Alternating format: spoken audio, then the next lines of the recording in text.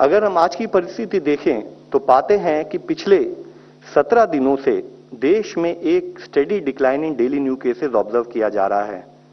जैसे कि आप देखेंगे तो पाएंगे कि एक स्थाई पर 7 मई को जब देश में एक दिन में अधिकतम 4,14,000 केसेस रिपोर्ट हुए थे, एक डिक्लाइनिंग ट्रेंड के तहत वह घटते घटते 12 मई को 3,48,000, फिर घटते हुए वह 17 मई के करीब में 2,81,000 और पिछले 24 घंटे में एज लो एज 2,22,000 केसेस देश में पिछले 24 घंटे में रिपोर्ट किए गए हैं।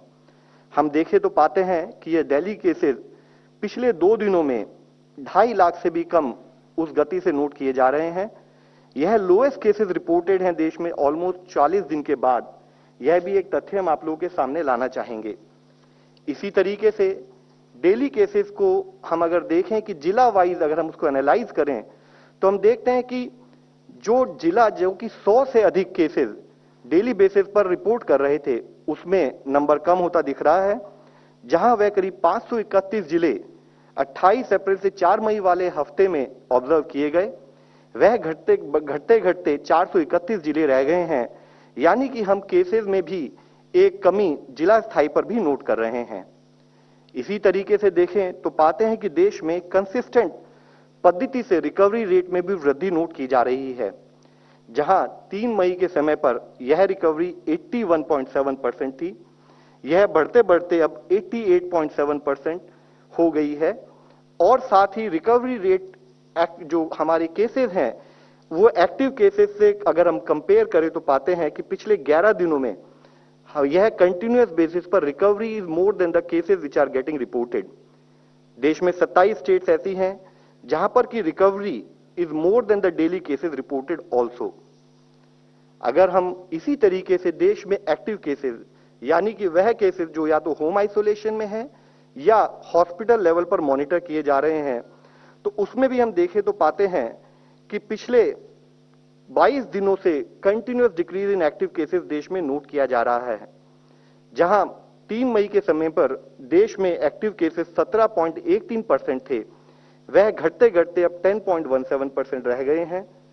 हम आप लोगों की दृष्टि में लाना चाहेंगे जैसे कि 10 मई के समय पर देश में 37,45,000 के करीब एक्टिव केसेस थे, तो वह घटते घटते अगर हम देखें तो 16 मई के करीब 36 लाख के करीब केसेस, फिर घटते हुए 20 मई के करीब 31 लाख केसेस और अब कम होते होते 27.2 लाख केसेस एक्टिव केसेस की दृष्टि में देश में हैं।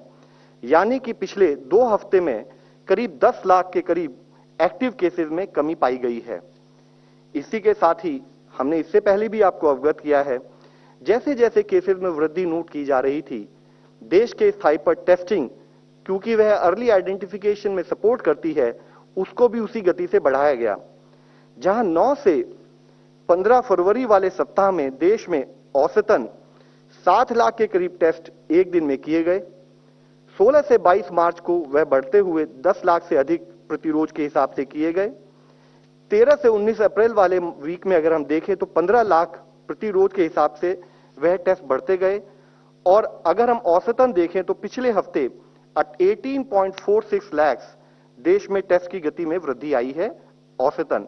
तो यानी कि अगर हम देखें तो पिछले 15 हफ्तों में करीब 2.6 टाइम्स देश में जो टेस्ट होते थे उनकी संख्या में बढ़ोतरी की गई है। इसी के साथ ही एक स्थाई पर जब देश में टेस्ट बढ़ते रहे, हमने टेस्ट को बढ़ाया। दूसरे स्थाई पर जो एक शुरू में एक नेगेटिव ट्रेंड था इन terms of increase in positivity, उसमें भी एक अच्छी न्यूज हम नोट करते हैं।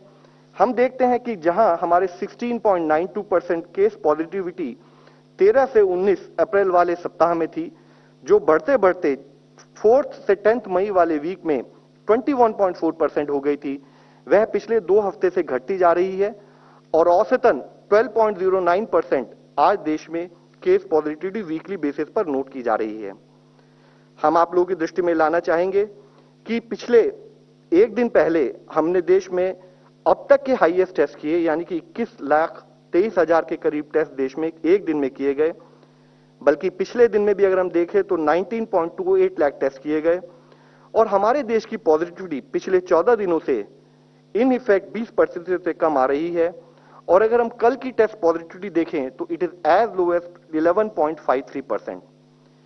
इसी तरीके से हम देखें कि ऐसे कितने जिले हैं जहां पर कि देश में ओवरऑल पॉजिटिविटी 5% से कम है।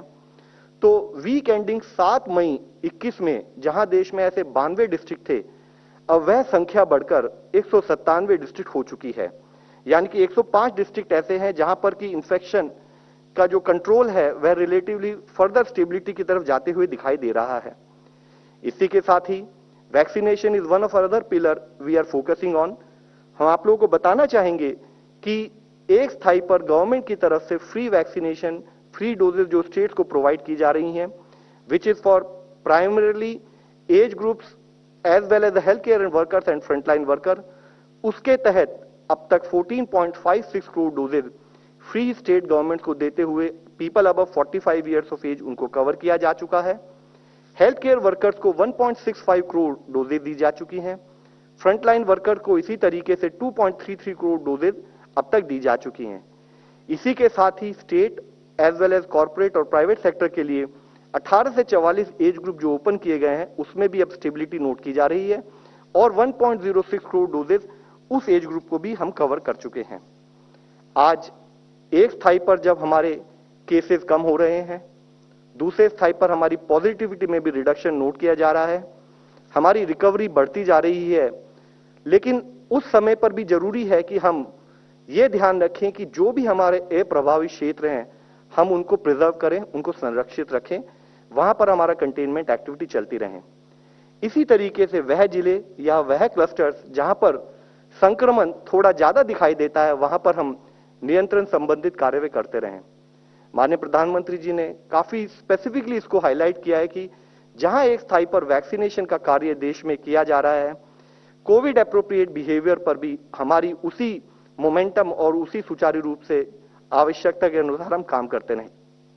एक और विषय माननीय प्रधानमंत्री जी ने जो हाईलाइट किया था कि अब ग्रामीण प्रांतों में या सेमी अर्बन एरियाज में अगर केसेस पाए जा रहे हैं तो जैसे कि गवर्नमेंट ऑफ इंडिया ने स्टेट गवर्नमेंट को गाइड किया है, उनके साथ परस्पर उसको एक एक्शन प्लान के थ्रू काम कर रही हैं। जरूरी है कि rural areas, peri urban areas और ट्राइबल एरियाज में भी जहां पर कोई भी अगर बीमार होता है वहीं पर हम उसकी उपचार की सुविधा प्राप्त उसको उपलब्ध करा सकें, उसके तहत भी उतना ही कार्य करना हमारे आगे वाले मार्गदर्शक सिद्धांत में आता है। धन्यवाद। डॉक्टर गुलेरिया। थैंक यू, नमस्कार। मैं 3-4 चीजें के बारे में बात करना चाहूंगा। सबसे पहले तो फंगल इन्फेक्शन के बारे में कुछ हद तक ये धारणा है कि कई टर्म्स यूज किए जाते हैं, black fungus, yellow fungus, white fungus. ये समझना जरूरी है कि कई टर्म्स जो हैं वो मिसलीडिंग है और जिससे कंफ्यूजन ज्यादा हो जाता है। फंगल इन्फेक्शन अगर हम देखें तो इवन जो हम ब्लैक फंगस की बात करते हैं, म्यूकरमाइकोसिस की, एक्चुअली वो ब्लैक फंगस एक अलग फैमिली है। ब्लैक फंगस का नाम इस म्यूकर के साथ इसलिए जो जुड़ गया क्योंकि जो इसका कल्चर होता है वो व्हाइट कलर का फंगल कॉलोनीज आती हैं। व्हाइट कलर की फंगल कॉलोनीज के साथ ऊपर ब्लैक डॉट्स आ जाती हैं और वो कल्चर में अगर वो थोड़े थोड़े ब्लैक डॉट्स दिखते हैं, इसलिए एक जनरल टर्म में ये ब्लैक फंगस का नाम इसको दे दिया गया। लेकिन अगर हम फंगल इन्फेक्शंस की बात करें तो इन जनरल जो हम फंगल इन्फेक्शंस देखते हैं वो या तो म्यूकरमाइकोसिस होते हैं, जो हम आजकल कह सकते हैं बहुत ज्यादा देखा जा रहा है, और फंगल इन्फेक्शन है जैसे कैंडिडा है, एक और fungus infection aspergillosis, Cryptococcus, histoplasma, और एक और होता है कॉक्सिडोमाइकोसिस। इस टाइप के फंगल इन्फेक्शंस हैं। जिन लोगों की इम्यूनिटी कम होती है उनमें जो हम ज्यादातर देखते हैं वो म्यूकरमाइकोसिस है, कैंडिडा है या एस्परजिलस इन्फेक्शन है। म्यूकर का आपको पता ही है कि ये एक फंगस है जो अब ज्यादा देखा जा रहा है, स्पेशली कोविड के साथ अगर स्टीरॉइड्स और डायबिटीज जुड़ा जाए। और ये जो फंगल इन्फेक्शन है ये मेनली जो है साइनसेस में, जिसको हम राइनो ऑर्बिटल म्यूकरमाइकोसिस कहते हैं, राइनो ऑर्बिटल सेरेब्रल म्यूकरमाइकोसिस, जो साइनसेस में, नाक में, साइनसेस में, ऑर्बिट जो आंख के अराउंड बोन है उसमें और ब्रेन के अंदर जा सकता है। ओकेजनली ये लंग्स में पाया जाता है जिसको हम पल्मोनरी म्यूकरमाइकोसिस कहते हैं, और कभी कभी ये आंतनी में भी देखा जाता है, गैस्ट्रोइंटेस्टाइनल ट्रैक्ट में भी देखा जाता है। एक और फंगल इन्फेक्शन जिसको हम कैंडिडा कहते हैं, वो भी जिन लोगों की इम्यूनिटी कम होती है, लॉन्ग टर्म इम्यूनोसप्रेसेंट्स पे होते हैं, उनमें देखा जाता है। ये यूजुअली अगर मुंह में हो तो ओरोफेरेंजियल कैंडिडाइसिस, मतलब ओरल कैविटी और जो खाने की नाली है उसमें हो सकता है, जिसमें वाइट पैचेस आ जाते हैं और टंग एकदम वाइट हो सकती है। और ये और जगह भी ये फंगल इन्फेक्शन जो अपॉर्चुनिस्टिक है वो हो सकता है, जैसे प्राइवेट पार्ट्स पे भी ये फंगल इन्फेक्शन हो सकता है। ये ब्लड में भी फैल सकता है, जिसको हम कैंडिडीमिया कहते हैं, और कैंडिडा इन्फेक्शन अगर ब्लड में फैल जाए तो वो थोड़ा सीरियस हो सकता है। तीसरा जो फंगल इन्फेक्शन देखा जाता है जो इस टाइम में इतना कॉमन नहीं है, वो है एस्परजिलस, जो भी एक फंगस है। ज्यादातर वो फेफड़े में असर करता है और कई लोगों में वो एलर्जिक रिएक्शन भी कर सकता है, जिसको हम एलर्जिक ब्रोंकोपल्मोनरी एस्परजिलोसिस कहते हैं। पर कई दफा वो इन्वेजन कर सकता है, जिससे वो फेफड़े में कैविटी बना देता है और काफी हद तक फेफड़े में नुकसान कर सकता है। अभी तक अगर हम बात करें तो ज्यादातर जो कोविड में देखा जा रहा है वो म्यूकरमाइकोसिस के केसेस देखे जा रहे हैं। ओकेजनली या रेयरली एस्परजिलस के केसेस भी देखे जाते हैं, जो लंग्स का अगर हम उनको किसी व्यक्ति का एक्सरे में दाग आए या हम सीटी स्कैन कराएं तो उसमें कैविटीज आ जाती हैं, उसमें एक क्लासिकल पिक्चर आती है जो हम कहते हैं ये इन्वेजिव एस्परजिलोसिस के लक्षण है। और कई लोगों में कैंडिडा इन्फेक्शन भी देखा जाता है।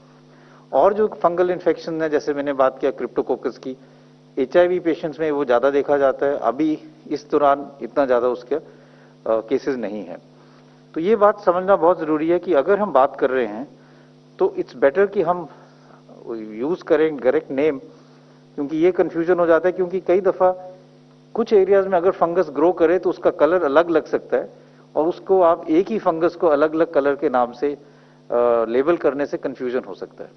ज्यादातर अभी जो देखा जा रहा है वो म्यूकरमाइकोसिस है, ओकेजनली कैंडिडा इन्फेक्शन और एस्परजिलस इन्फेक्शन लंग्स में पाया जा रहा है। जैसे मैंने पहले भी कहा था, म्यूकर जो है एक फंगस इन्फेक्शन है जो मेनली सॉइल में देखा जाता है, एनवायरनमेंट में है, और it is not a communicable disease, यानी कि एक व्यक्ति से दूसरे व्यक्ति को वैसे नहीं फैलता है जैसे कोविड फैलता है।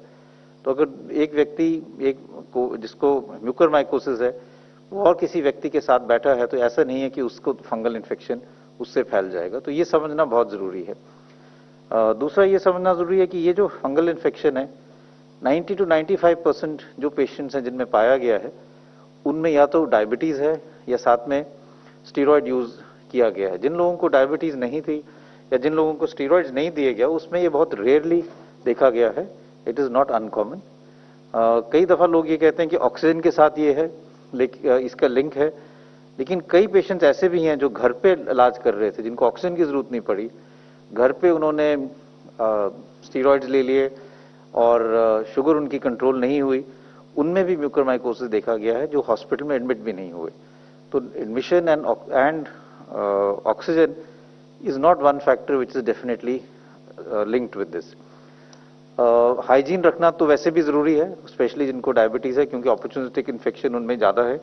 तो जनरल हाइजीनिक मेजर जो हम पहले से कह रहे हैं कि रेगुलर वॉशिंग ऑफ हैंड्स, अगर आप कोई ऑक्सीजन यूज कर रहे हैं तो उसकी ट्यूबिंग प्रॉपरली क्लीन हो, जो पानी यूज करते हैं ह्यूमिडिफिकेशन के लिए आइडियल सिचुएशन में अगर वो स्टेराइल वाटर हो तो वो बेटर रहेगा। दूसरा इंपॉर्टेंट इशू ये है कि ये समझना कि म्यूकर के लक्षण क्या हैं। अभी तक हमने जो देखा है, जो हमारे हॉस्पिटल में हमने देखा है कि मेजॉरिटी हमारे पेशेंट जो हैं उनको म्यूकर अर्ली स्टेज में हो रहा है, तब अभी वो कोविड पॉजिटिव ही हैं। ये एक चैलेंजिंग सिचुएशन होती है क्योंकि आपको एक जिनको म्यूकरमाइकोसिस है उनकी ट्रीटमेंट जो है वो लंबे टाइम के लिए चलती है। तो शुरू में आप उनको वो कोविड पॉजिटिव रहते हैं। 80% जो हमारे पेशेंट दाखिल हैं वो अभी भी कोविड पॉजिटिव हैं, तो वो कोविड एरिया में है। लेकिन जैसे उनकी ट्रीटमेंट चल रही है, कई दफा सर्जरी भी करनी पड़ती है, डिब्राइडमेंट, फिर वो कोविड नेगेटिव हो जाते हैं, फिर उनको कोविड पॉजिटिव एरिया से फिर नेगेटिव एरिया में शिफ्ट करना पड़ता है। तो हॉस्पिटल्स के लिए चैलेंजिंग ये है to have 2 mucor wards, 1 for positive patients and 1 for negative patients, क्योंकि उनकी ट्रीटमेंट जो है वो तो कई हफ्ते चलती है, जो एंटी फंगल ट्रीटमेंट है।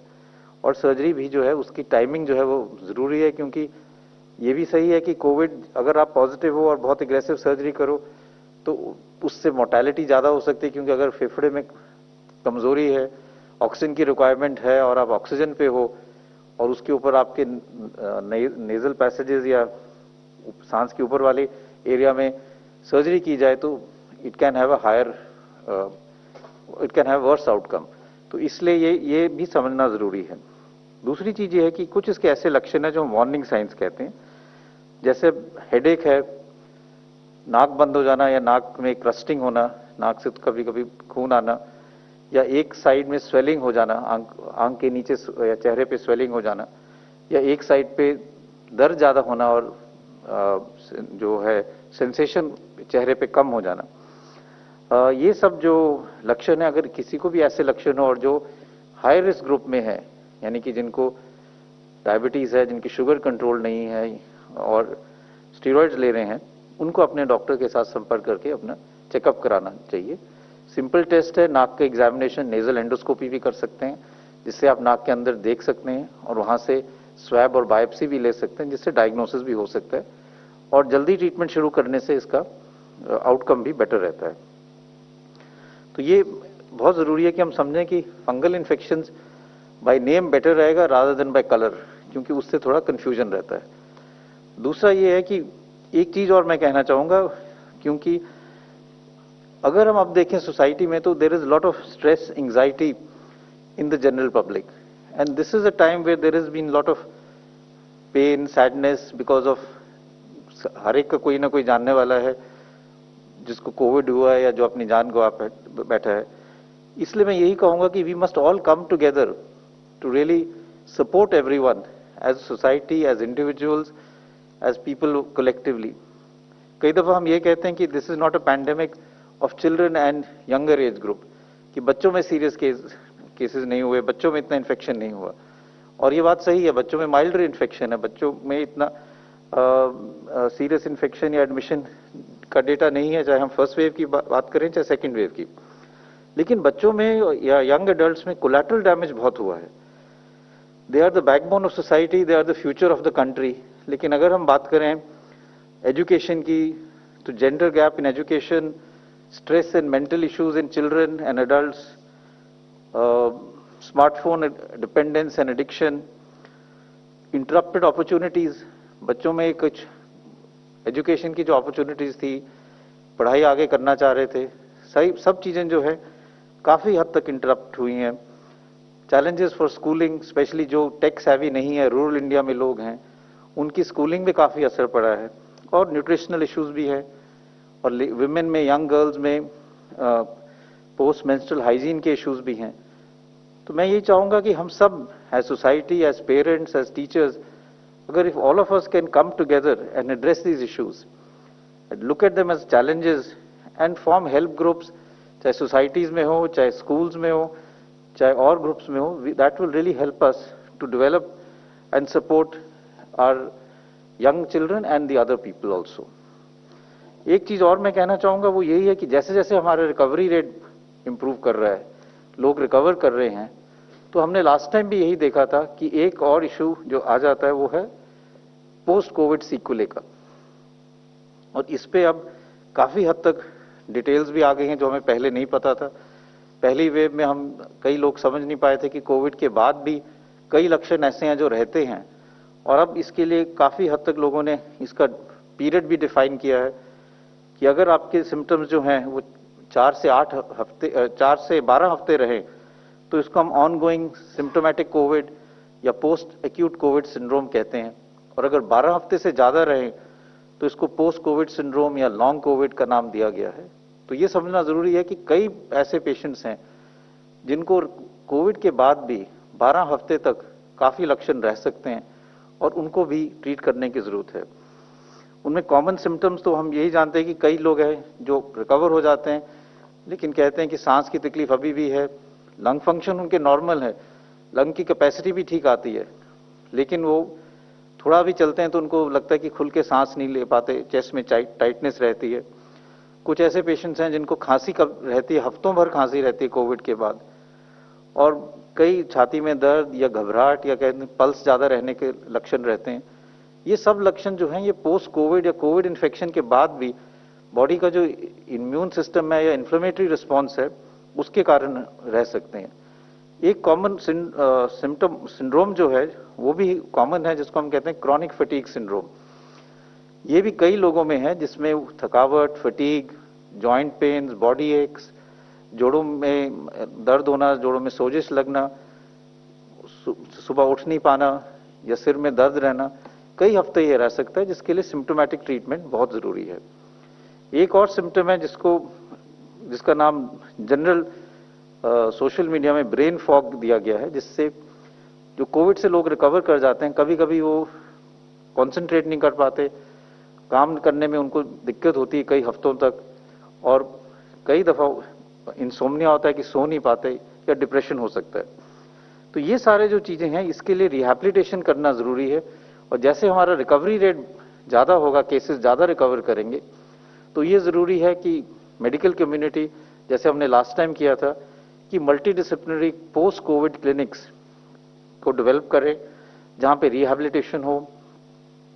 एक जो हमने लास्ट टाइम पाया था कि अगर हम लोगों को योगा कराए तो उससे जनरल फीलिंग ऑफ वेलबींग भी आती है, और एक्सरसाइजेज करने से लंग की कैपेसिटी भी बढ़ती है, और overall feeling of wellbeing is there.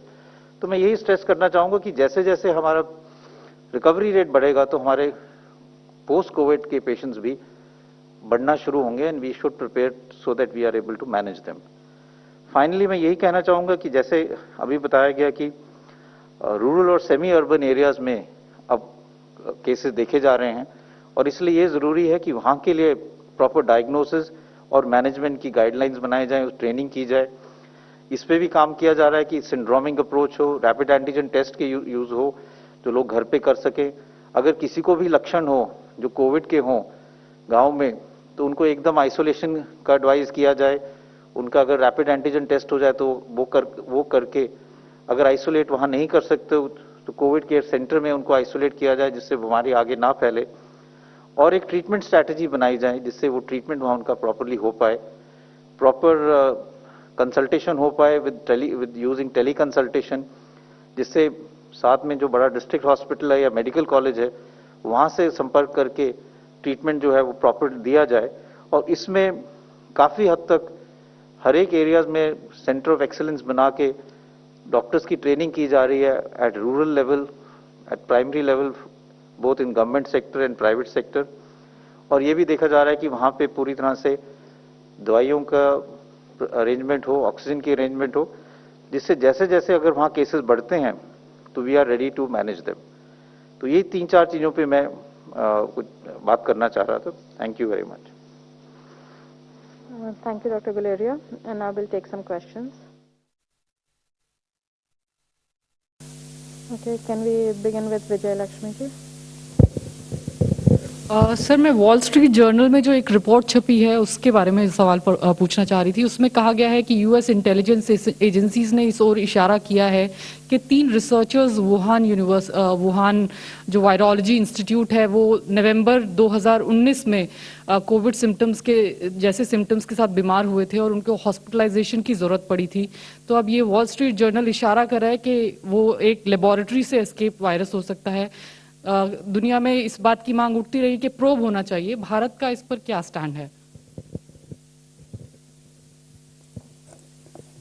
देखिए, अभी तक हम लोग जो है कोविड के सेकंड स्टेज वेव से जूझ रहे हैं। जो ये इश्यूज हैं विद रेस्पेक्ट टू कि ये कोविड जो है हम सबकी नॉलेज में है कि वुहान प्रोविंस में सबसे पहले केसेस पाए गए थे at various level, particularly at multi forum level which is WHO। Teams have also gone and visited, उन्होंने अपनी रिपोर्ट्स भी दी हैं। उसके साथ साथ बहुत सारी डिफरेंट रिपोर्ट्स आती रहती हैं। आई थिंक मल्टीलैटरल फोरम में जो डिस्कशन होगा उसके बेसिस पर हम सबको खुद क्लैरिटी आएगी कि हमारा जो बिगर पिक्चर है वो क्या इमर्ज होती है। प्रफुल्ल जी।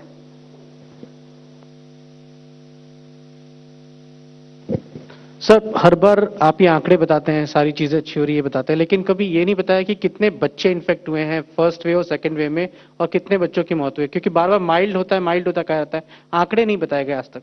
आंकड़े क्या है सर? सर, हम जैसे आप देख रहे हैं कि हम कई बार इंटरप्रिटेशन के आंकड़े जो आपको बताते हैं, कुछ आंकड़े हम आपको एक दिन बताते हैं, दूसरे दिन हम कुछ और आंकड़े बताते हैं। आइडिया यह होता है कि हम ओवरऑल बिगर पिक्चर आपके सामने प्रेजेंट करें। इससे पहले इसी फोरम में बताया गया है कि चाहे वो फर्स्ट वेव रही हो, चाहे वो सेकेंड वेव रही हो, level of infection on different age groups has remained same. यहां पर आपको प्रेजेंटेशन के रूप में फिगर्स के साथ ही एक्सप्लेन किया गया था। अगर आप चाहें तो हम दोबारा से वे फिगर्स, अपडेटेड फिगर्स के साथ आपके सामने ला सकते हैं। हम आपको फिर से ही बताना चाहेंगे, जैसे कि डायरेक्टर एम्स साहब ने बताया आपको, कि ओवरऑल जो इन्फेक्शन है, इन्फेक्शन स्प्रेड का जो पैटर्न पिछली बार था वेव 1 में, वही पैटर्न वेव 2 में भी पाया गया है।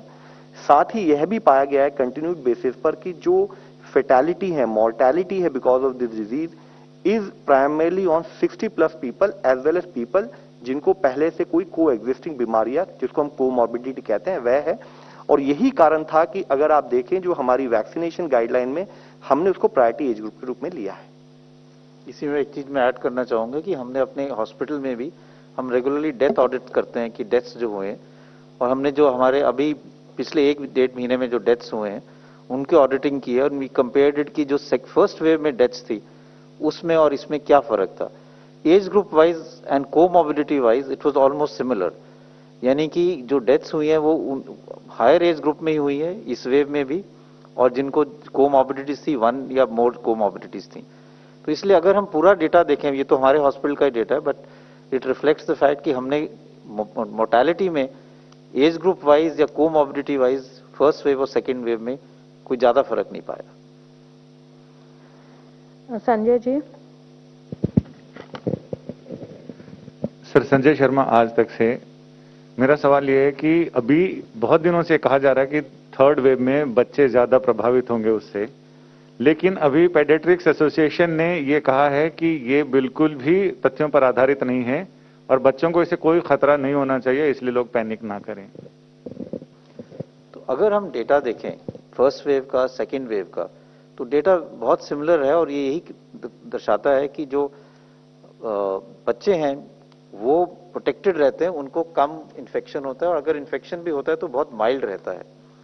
और ये वायरस तो वही है, ये वायरस तो चेंज नहीं हुआ है, तो इसलिए ऐसा कोई लक्षण, ऐसा कोई इंडिकेशन नहीं है कि जो थर्ड वेव है उसमें बच्चों में ज्यादा होगा। और ये इसलिए, जिसका एक हाइपोथेसिस वो ये है कि जो वायरस है वो एस रिसेप्टर्स के साथ बॉडी के अंदर एंटर करता है, और बच्चों में ये रिसेप्टर्स रिलेटिवली कम है एज कंपेयर टू अडल्ट्स। ये एक हाइपोथेसिस है कि बच्चों में क्यों कम देखा जाता है। लेकिन अभी तक जो डेटा है दोनों वेव्स का, उसमें बच्चों में ये कम पाया गया है, इसलिए ऐसा नहीं लगता कि बच्चों में आगे जाके पाया जाएगा, आगे सीवियर इन्फेक्शन होगा या ज्यादा इन्फेक्शन होगा। जिन लोगों ने इस थ्योरी को आगे बढ़ाया है वो, उनका ये कहना है क्योंकि बच्चों में अभी तक हुआ नहीं है इन्फेक्शन, वो प्रोटेक्टेड है, इसलिए उनको ज्यादा इन्फेक्शन हो सकता है प्रोपोर्शनली। लेकिन इसमें कोई अभी तक एविडेंस नहीं है कि बच्चों में सीवियर इन्फेक्शन होगा या उनको ज्यादा केसेस उसके आगे वाले वेव में पाए जाएंगे।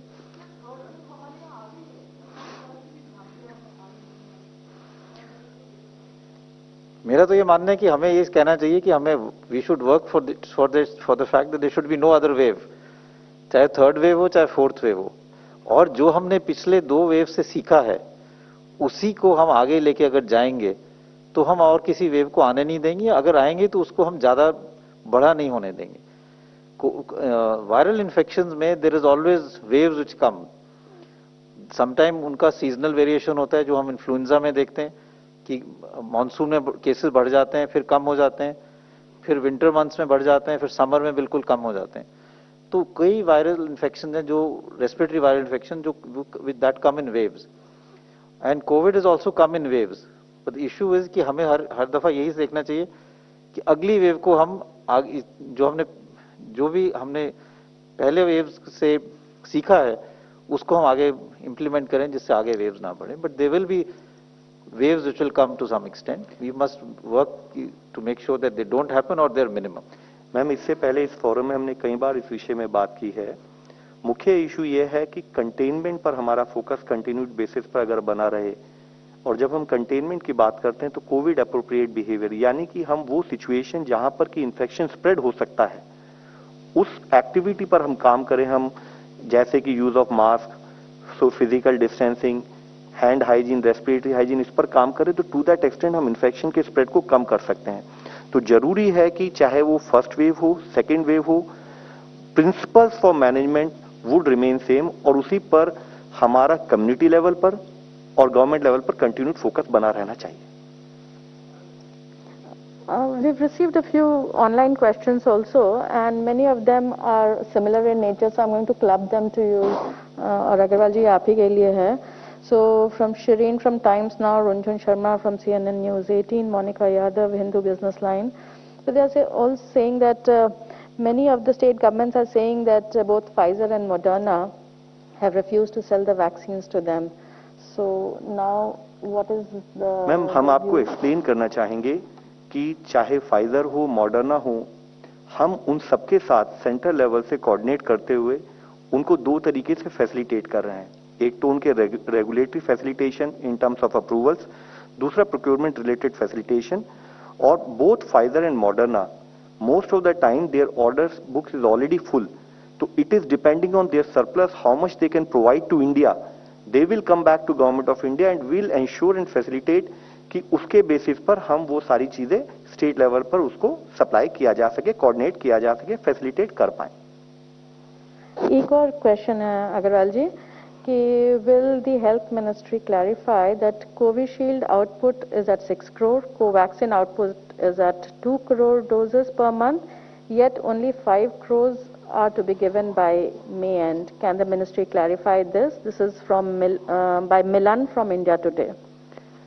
देखिए, पूरा जो वैक्सीन का जो सप्लाई चेन है, पूरा प्रोसेस समझने के लिए हमें दो तरीके से समझना पड़ेगा। पहला क्वेश्चन है अवेलेबिलिटी का, इन टर्म्स ऑफ कि हम क्या फील्ड में अवेलेबल करते हैं। उससे पहला क्वेश्चन आता है प्रोडक्शन का। तो जो जैसे हमारे मीडिया फ्रेंड्स ने पूछा है और रिपोर्ट्स भी आई हैं, तो अगर हम प्रोडक्शन को देखें तो जैसे कि बताया गया है कि करीब 6.5 करोड़ अगर कोविशील्ड इस माह में प्रोड्यूस होंगी और 1.5 करोड़ अगर कोवैक्सीन ऑन एन एवरेज अगर हम देखें इस माह में प्रोड्यूस होंगी, तो अगर 8 करोड़ की प्रोडक्शन है तो वह प्रोडक्शन इमीडिएटली अवेलेबल नहीं होता है। There are processes involved in ensuring its availability. मैं आप लोगों को बताना चाहूंगा जैसे कि प्रोडक्शन के तुरंत बाद स्टेबिलिटी और स्टेरिलिटी स्टडीज की जाती हैं फैक्ट्री प्रेमिसेस में, जिसमें करीब 1 हफ्ते के करीब लगता है। इसी तरीके से उसके बाद वह बैचेज में आती हैं और बैचेज में आने के बाद उसको सीडीएल कसौली में टेस्टिंग के लिए भेजा जाता है, जहां पर करीब 1 दिन लगता है। उसके बाद से वह सारी पर्टिकुलर जो वैक्सीन है इन टर्न पूरे कंट्री में अक्रॉस वो सप्लाई चेन के थ्रू जाती हैं। तो इसमें जो हमें ये समझना है कि इमीडिएटली जो आज प्रोड्यूस हुई है वो उसको अवेलेबल होने में 7, 8 या 9 दिन लगते हैं। That is first point. Second point हमें जो समझने की जरूरत है कि उसके बाद भी जरूरी है कि हम फोकस ये करें कि हमारा लॉजिस्टिक्स मैनेजमेंट और इन्वेंट्री मैनेजमेंट बहुत सुदृढ़ हो। एग्जाम्पल के तौर पर हम आपको बताना चाहेंगे कि जैसे गवर्नमेंट ऑफ इंडिया की तरफ से जब हम फ्री वैक्सीनेशन स्टेट को प्रोवाइड करा रहे हैं, फ्री डोजेज जो प्रोवाइड कराते हैं जो 50%, हमने स्टेट्स को बताया है कि हम डे ऑन डे बेसिस पर किस पर्टिकुलर स्टेट में कितनी सप्लाईज देंगे, ताकि उसके बेसिस पर स्टेट लेवल पर, फील्ड लेवल पर वैक्सीनेशन साइट्स कौन कौन सी चलेंगी, कितनी अवेलेबिलिटी होगी, वह माइक्रो प्लानिंग स्टेट लेवल पर की जा सके। इसी के साथ ही इसमें लिंक्ड इश्यू होता है कि जैसे बहुत सारी वैक्सीनेशन साइट्स हैं, बहुत सारे कोल्ड चेन पॉइंट हैं, बहुत सारे इंटरमीडिएट स्टोरेज पॉइंट्स होते हैं। तो इस पूरे लॉजिस्टिक्स में हमेशा at any point of time कुछ ना कुछ वैक्सीन अवेलेबल रहती हैं, which will become available in weeks to कम।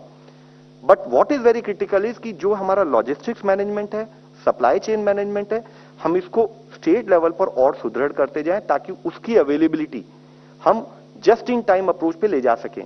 जैसे कि आप सबको अवगत होगा कि कुछ स्टेट्स में आज अगर हमारी वैक्सीन सप्लाई की गई है तो अभी भी उनके पास during transit in different locations कुछ वैक्सीन अवेलेबल होती हैं, which will definitely become available as a doses in a week to कम।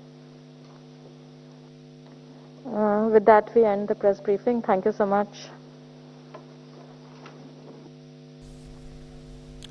तो आप बहुत ही महत्वपूर्ण प्रेस कॉन्फ्रेंस देख रहे थे।